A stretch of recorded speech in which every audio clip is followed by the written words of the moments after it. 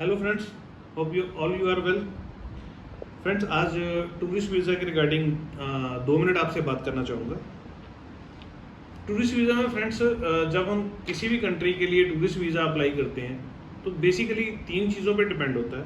सबसे पहली चीज़ होती है कि आपके पर्पज़ ऑफ विज़िट का क्या सीन है। अगर हमारा पर्पज़ ऑफ विज़िट एम्बेसी में क्लियर कर दिया जाए तो वीज़ा के चांसेस बहुत बढ़ जाते हैं। हमने कहाँ जाना है, क्या करना है, हमारा वहाँ जाने का पर्पज़ क्या है, किसी रिलेटिव से मिलने जाना है, घूमने जाना है। अगर घूमने जाना है तो साइट सीनिंग ये वो ऑल दैट, उसका पूरी प्रॉपर हिस्ट्री। अगर किसी से मिलने जा रहे हैं तो वहाँ से इनविटेशन, जहाँ उसका मिलने का पर्पज़, प्लस अगर कोई मेडिकल के लिए जा रहा है, कोई ट्रीटमेंट के लिए जा रहा है, तो एवरीथिंग, मतलब बेसिकली जो पर्पज़ है वो क्लियर होना चाहिए।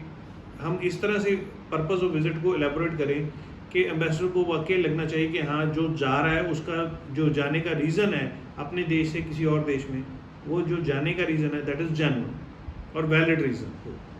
ये सबसे मेन इंपॉर्टेंट चीज़ होती है। सबसे इसी पॉइंट पे वीज़ा का जो पहला स्टेप होता है वो इसी से शुरू होता है और यहीं पे एंड होता है। सेकंड चीज़ होती है आपकी फैमिली टाइज, कि हर कंट्री ये देखती है कि अगर ये बंदा या ये पर्सन अगर यहाँ से बाहर जा रहा है, किसी और कंट्री में हम घूमने जा रहे हैं, तो उनका होता है कि इनका वापस आने के चांसेस कितने हैं।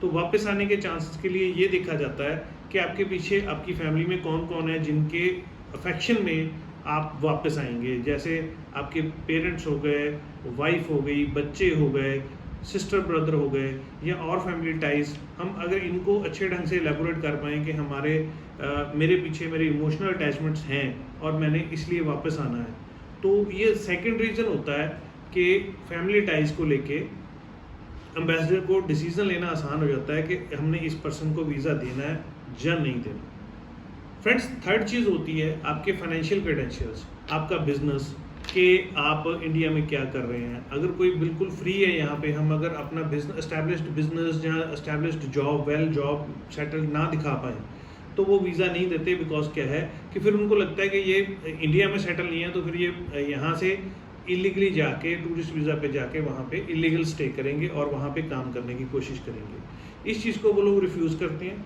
तो इसलिए सबसे बेहतर होता है, थर्ड पॉइंट है कि हम अपना बिजनेस को या जॉब को, जो भी हमारे प्रॉपर, अगर हम जॉब कर रहे हैं तो हमारी जो सैलरी आ रही है, हम उसकी सैलरी स्लिप्स लॉन्ग टर्म में, जो भी हमारा बिजनेस का या जॉब का प्रोफाइल है, हम उसको प्रॉपरली एलेबोरेट कर पाएँ एम्बेसी को, हर एक पेपर को शो कर पाएँ कि हमारा यहाँ पे इंडिया में वेल सेटल्ड बिजनेस है, जहाँ हम लोग एक अच्छी जॉब कर रहे हैं और हमें वहाँ रहने की ज़रूरत नहीं है।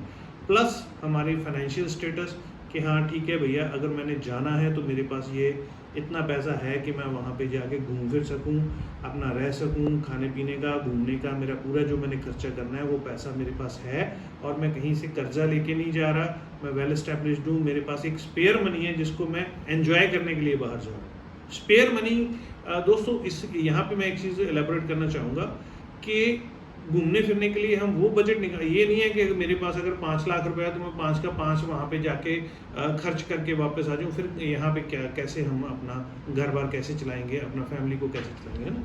तो एक मतलब उनको ये चीज़ दिखानी होती है कि मेरे पास रेगुलर इनकम भी आ रही है, मेरे पास ये रेगुलर इनकम में से ये स्पेयर मनी है, सेविंग्स मेरे पास सफिशिएंट पड़ी है। मान लीजिए आपका बाहर का खर्चा 2-3 लाख रुपया आना है, तो एटलीस्ट 5-7-10 लाख रुपए आपके पास स्टैंड बाय पड़ा हो, जहाँ कुछ ऐसी प्रॉपर्टीज़ हों, आपके प्लॉट्स या कोई एग्रीकल्चर लैंड या घर या कुछ भी, गोल्ड हो, गहने हो, कैश हो, है ना, जब बैंक बैलेंस हो, कुछ एफडीज हो, इंश्योरेंस हो, कोई इन्वेस्टमेंट्स हो, म्यूचुअल फंड की, स्टॉक मार्केट्स की, वो सारी चीज़ें हम अगर एम्बेसी को एलेबोरेट करते हैं कि we have sufficient amount of money to live in India, तो वो लोग वीज़ा दे देते हैं। तो फ्रेंड्स, यही 3 पॉइंट्स हैं बेसिकली जिन पे हमारा टूरिस्ट वीज़ा डिपेंड करता है। वो किसी भी कंट्री का हो, चाहे वो कनाडा का हो, अमेरिका का हो, न्यूजीलैंड का हो, किसी भी कंट्री का हो, एनी कंट्री, सब कंट्रीज़ के लिए यही 3 चीज़ें जो बेसिकली हैं: फैमिली टाइज, आपका पर्पस ऑफ विजिट, और फाइनेंशियल, प्लस आपका एम्प्लॉयमेंट क्रेडेंशियल। यही 3 चीज़ें हैं जिन पे